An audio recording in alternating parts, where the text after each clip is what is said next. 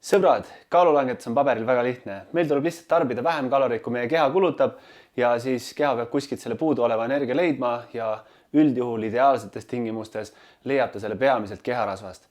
Ja 1 kilos keharasvas arvatakse olevat umbes 7700 kilokalorit ja kilokalor on lihtsalt nii-öelda energia mõõtühik. Kui tehniliseks minna, siis 1 kalor on siis nii-öelda energia, mis on vajalik selleks, et 1 gramm vett siis 1 kraadi võrra soojendada ja 1 kilokalor on lihtsalt 1000 tavalist kalorit siis.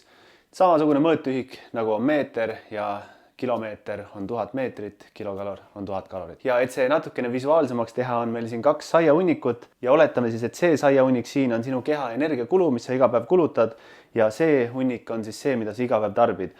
Ja kalorid siis tulevad toidust, ehk siis see on kõik siis hunnik toitu, mida sa päeva jooksul tarbid ja kuhu meil siis kalorid seal kehas kaovad, on siis nii-öelda põhifunktsioonid, kõik hingamine, südamelöögid ja nii edasi, lisaks seedimine, siis lisaks ka nii-öelda igapäevane aktiivsus, mingisugune minu kätega vehkimine ja nii edasi, ringi kõndimine ja siis loomulikult ka trennid. Umbes sarnane jaotus, isegi protsentide poolest on ka võib-olla sellisel keskmisel päeval.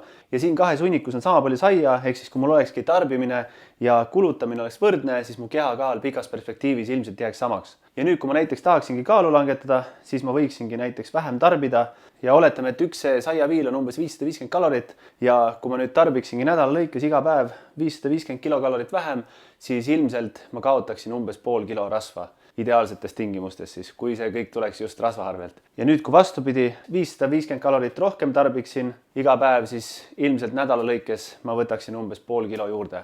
Selline on muidugi see nii-öelda lihtne ideaaltingimuste matemaatika. Tervislik kaalulangetuse tempo üldjuhul ongi selline 0,5% kuni 1% kehakaalu nädalas, ehk siis ongi 100 kilose inimese kohta, näiteks see olekski pool kilo kuni isegi kilo nädalas. Kui pool kilo nädalas, 1 kilos rasvas 7700 kilokalorit, siis see olekski päevas miinus 550 kilokalorit. Aga kuna päriselu ei ole ideaalne, siis muidugi kõik see protsess võib näha natukene teistsugune välja. Kui ma söön vähem, siis mul võib-olla energiakulu väheneb juba sellest, et mul on vähem toitu, mida seedida.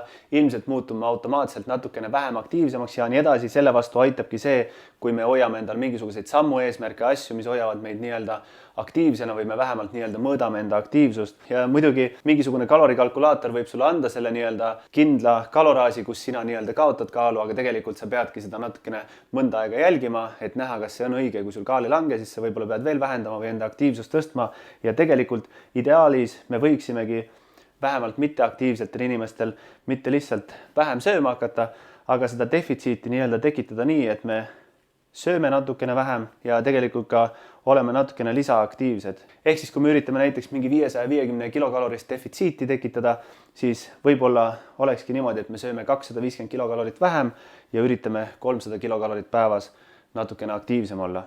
Ja nii, esiteks, lisaaktiivsus üldjuhul on tervislik, kui sa just hüperaktiivne juba ei ole. Ja teiseks on see, et siis me saame nii-öelda kaalulangetuse perioodil natukene rohkem ka süüa. Kuna kaalulangetuse üks suurimaid takistusi on näljatunne, siis see on üldjuhul suhteliselt oluline. Loomulikult lisaks tasub ka prioritiseerida rohkem täitvaid toite. Üldjuhul, kui sa hakkad lihtsalt juba tervislikult toituma, natukene rohkem juurvilju, natukene vähem ülitöödeldud toite ja nii edasi, siis üldjuhul on ka täiskõhutunne natukene parem sama kaloraasi sees. Vot. Ühesõnaga, selline on see lihtne matemaatika. Loomulikult päris maailmas ta võib-olla 100% täpselt nii ei toimi, aga selleks, et päriselus õigeid liigutusi teha, on sul vaja seda teooriat teada. Sellepärast, et see aitab sul nii-öelda ebaolulise välja lõigata ja teha nii-öelda oluliseid muutuseid vajadusel. Edu, sõbrad!